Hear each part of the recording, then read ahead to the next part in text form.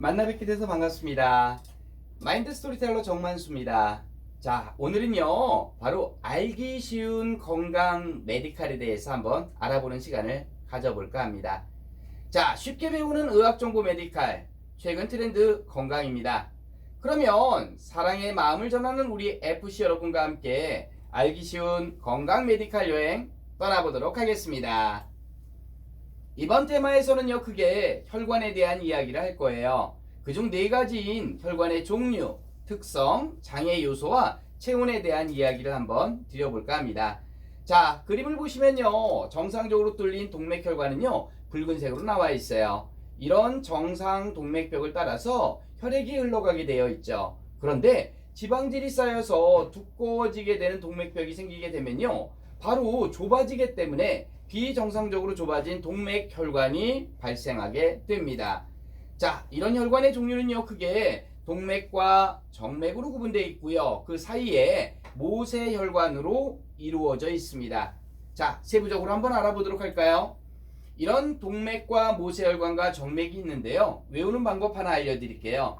일반적으로 우좌라는 말은 잘 안 하지만 좌우로 간다라고 해서 좌에서 우라는 말은 자주 합니다. 똑같아요.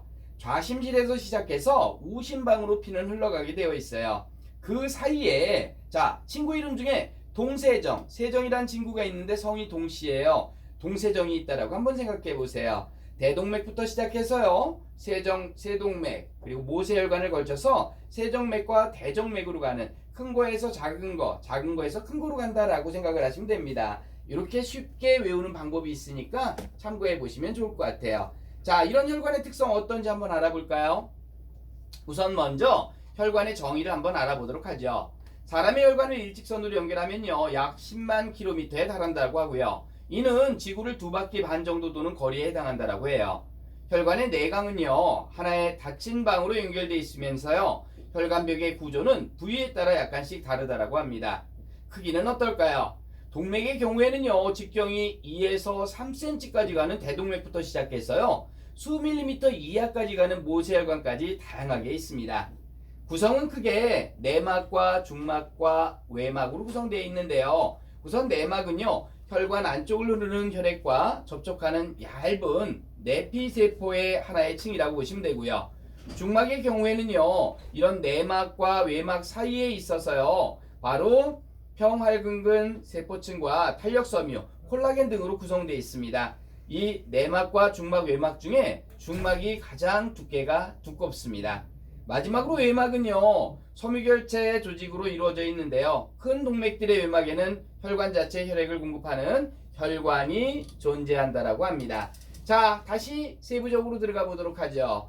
동맥은요, 아까 배운 것처럼 외막, 중막, 내막이 있고요. 이런 외막, 중막, 내막 사이에는 외탄성판과 내탄성판으로 결합 조직이 붙어 있습니다. 그리고 내피세포에 혈액이 흐르게 되어 있죠. 이런 동맥을 지나서 큰 동맥인 대동맥, 그리고 작은 동맥인 소동맥을 지나서 모세혈관으로 들어가게 됩니다. 그래서 피를 통해서 바로 산소 공급도 해주고요, 혈액을 통해서 여러 가지 영양분들도 공급을 해주게 되어 있죠. 이런 것들이 다시 세정맥으로 갔다가 동맥으로 움직이게 됩니다. 이런 동맥에서 움직인 것들이 바로 정맥으로 가게 되면은요, 정맥은 약간 틀린 부분이 하나가 있어요. 내피세포에 바로 정맥판이 있습니다. 그래서 피가 거꾸로 역류하지 않도록 만들어주는 효과가 있죠.